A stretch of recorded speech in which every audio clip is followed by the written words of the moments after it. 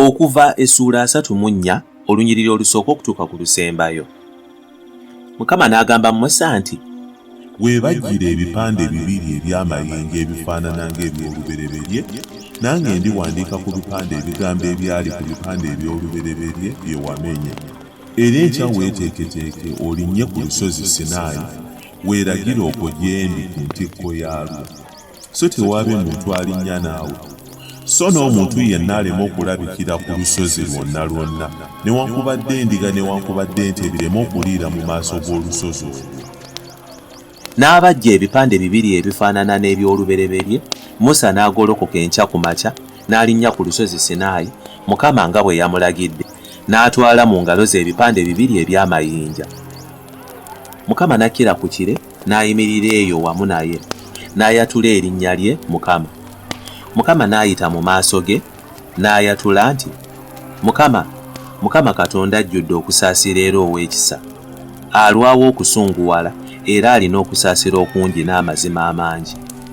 Ajjukira okusaasira eri abantu 10,000, asonyiwa obutali butuukirivu n'okwonoona n'ekibi, era atalimuggyako omusango n'akatono oyo aligubaako, awalana obutali butuukirivu bw'abakitaabwe ku baana baabwe ne ku baana b'abaana baabwe, ku mirembe egy'abannakasatwe n'egy'abannakana. Musa n'ayanguwa n'akutamya omutwe n'asinza, n'ayogera nti, bwe mba kaakano nga nalaba ekisa mu maaso go, ayi Mukama atambulenga wakati mu ffe, nkwegayiridde, kubanga ly'eggwanga eririna ensingo enkakanyavu, era otusonyiwe obutali butuukirivu bwaffe n'okwonoona kwaffe, era otutwale okuba obusika bwo. N'ayogera nti, laba ndagaano endagaano mu maaso ga Musa n'abantu bonna nnaakolanga eby'amagero ebitakolebwanga mu nsi zonna newankubadde mu ggwanga lyonna.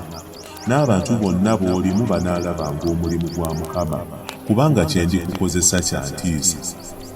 Lowooza kino kye nkulagira leero.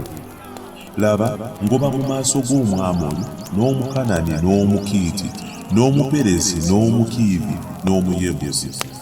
Weekuume wekka, tolagaananga ndagaano n'abo abali mu nsi gy'ogenda, ereme okuba ng'ekyambika wakati mu ggwe.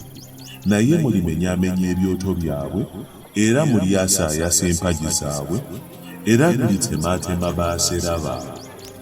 Kubanga toosinzenga Katonda mulala yenna, kubanga Mukama erinnya lye wa buggya, ye Katonda ow'obuggya.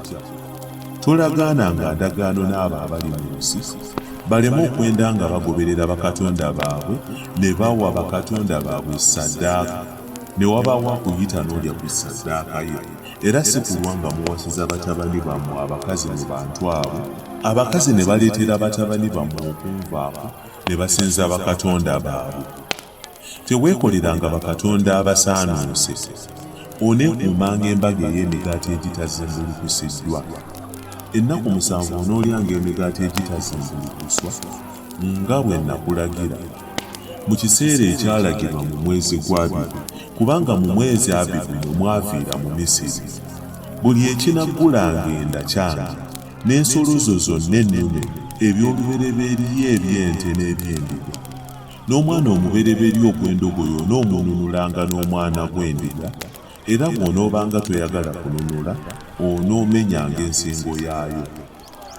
Onoonunulanga ababereberye bonna mu baana bo, so tewaabe ng'eyeeraga erinze nga taleese kintu. Ennaku 6 onookolerangamu emirimu, naye ku lunaku olw'omusanvu onoowummulanga. Mu nnaku ze balimirangamu ne mu nnaku ze bakungulirangamu onoowummulanga. Era mukuumanga embaga ey'amakungula, bwe mutandikanga okukungulanga ebibala byammwe ebisooka eby'eŋŋano. Era mukuumanga embaga ey'ensiisira nga mutereka ebibala byammwe ku nkomerero y'amakungula. Emirundi 3 buli mwaka abasajja bo bonna baneeraganga mu maaso ga Mukama Katonda, Katonda wa Isirayiri. Kubanga ndigobamu amawanga mu maaso go n'engaziya ensalo zo, so tewaabenga muntu alyegomba ensi yo bw'onoogendanga okulabika mu maaso ga Mukama Katonda w'emirundi 3 buli mwaka. Towangayo omusaayi gwa ssaddaaka yange wamu n'omugaati oguzimbulukusiddwa, newankubadde ssaddaaka ey'embaga ey'okuyitako tesigalanga okutuusa enkya. eby'olubereberye eby'ensi ye ebisooka onobireetanga mu nnyumba ya Mukama Katonda wo.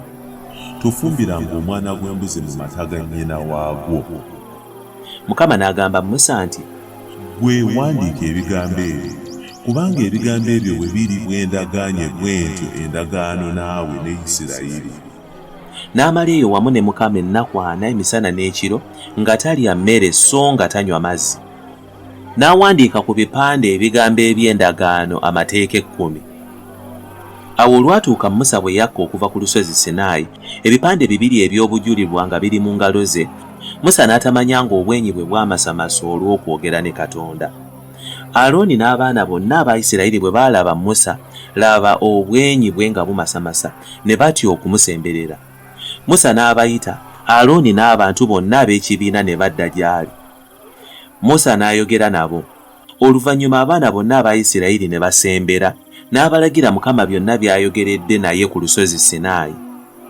Musa bwe yamala okwogera nabo, n'ateeka ekyokubikka ku maaso ge.